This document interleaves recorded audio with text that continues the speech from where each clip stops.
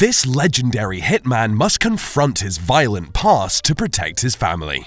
Welcome back to Movie Rewind. Today we will be looking at the movie A History of Violence. It begins with two men, Leland Jones and Billy. They exit a motel in what appears to be the USA Midwest. It seems pretty unusual that these two are partners because there is a significant difference in their ages. Leland would be over 50 while Billy is in his 20s. When Leland finally comes out of the motel office, Billy wonders what took him so long. Leland says he got into a fix with the maid. Leland asks for water, and Billy has to go back to the motel to get it. While refilling, it is clear that everyone in there is dead. The motel clerk is sitting slumped backwards, and the housekeeper is also lying in a pool of blood, all shot dead. Just as Billy is heading out, a door opens and a little girl can be seen. She is scared of him, but he calms her down, only to shoot her dead.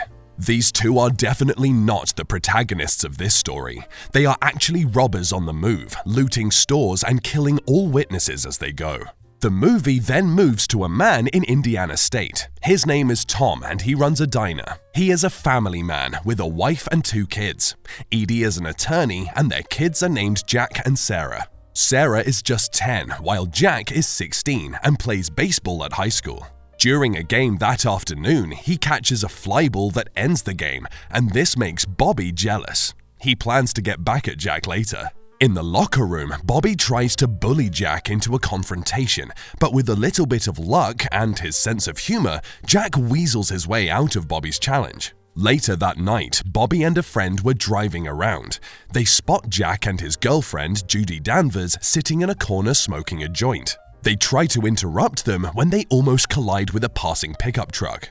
Bobby raises the middle finger to the people in the truck, but quickly brings it down when he sees the stern and scary looks on their faces. It is Leland and Billy in the truck. From there, they make their way to Tom's diner. Tom was about to close up for the night when Leland and Billy entered. They order coffee, and Tom tries to explain that they have closed. Leland gets upset and starts yelling at Tom and his staff. Trying to keep the peace, Tom tells his boys to serve them coffee, but when the waitress Charlotte tries to go home, Billy stops her and runs his hand over her breast. Tom assumes they are robbers and offers them everything in the register, but Leland pulls out his gun and tells Billy to kill the waitress. For a brief moment, Leland is distracted. Tom takes advantage of it and smashes the pot of hot coffee across Leland's face. His pistol also falls to the floor. Billy turns to fire at Tom, but he misses. Tom shoots back, and this hits Billy 3 times in the chest. Leland crawls over and stabs Tom in the foot, a meaningless attack as Tom simply shoots him in the head. Everyone in the diner is shocked that the calm, peaceful Tom they knew could pull such heroic stunts. Tom is asked for an interview, but declines and goes to the hospital. He sees his staff and the others being interviewed on TV. His story is even featured on the front page of the local newspaper. By the time Tom leaves the hospital, he is something of a local hero. People want to congratulate him, and the media keeps hounding him. At some point, he asserts that he does not consider himself a hero because any normal man should have done the same thing. Aside from the limping, Tom's foot injury is not so bad. One night, Edie spots a black sedan parked in front of their house. It has been there for some time, but Tom dismisses her worries and says it is only the media fishing for a story.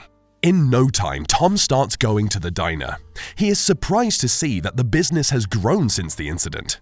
Edie has to come over to help because the staff is unable to manage the crowd.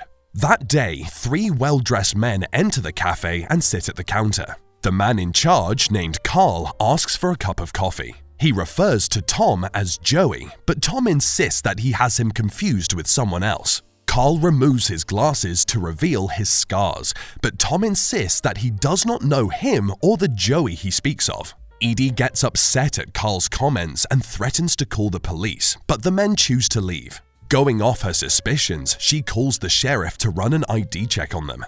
Sheriff Sam catches up to them on the road and doesn't get a good feeling from them.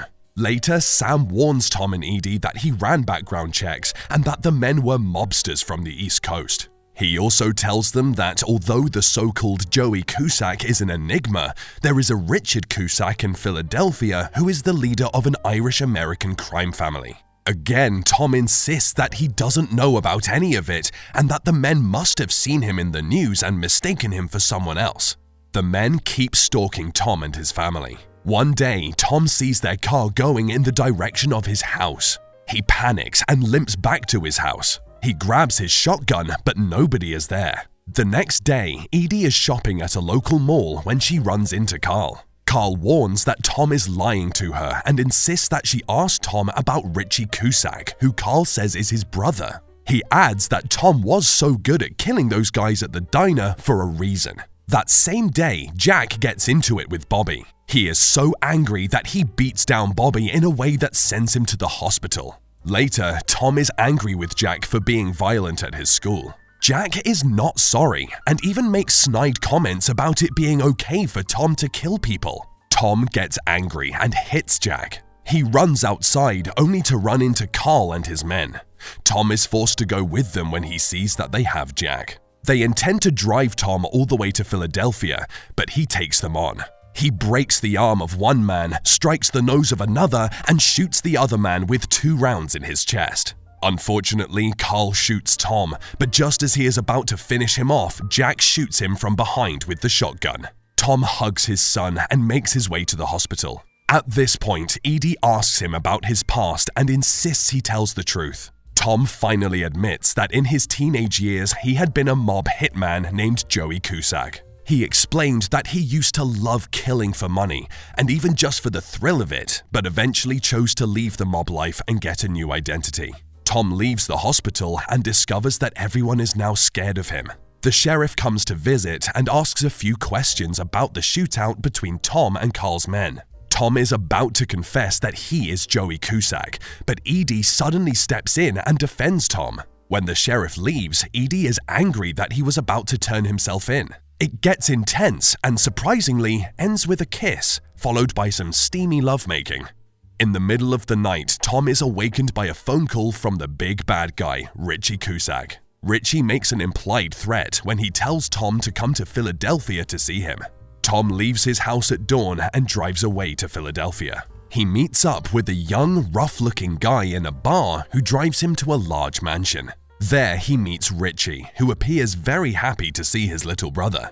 They talk for a bit, and Richie explains that losing Tom's terrifying personality has cost the mob to slowly lose its status. Tom insists that he loves his quiet life and would not return to the mob life for any reason. Richie is not pleased, and this leads to an attack on Tom by his men. Tom manages to fight them off, but Richie tries to shoot Tom thrice. Tom dodges the bullets and kills all of Richie's men. Ultimately, he kills Richie because it is the only way to ensure his family will be free from the mob. The movie ends with Tom getting home to join his family at the dinner table.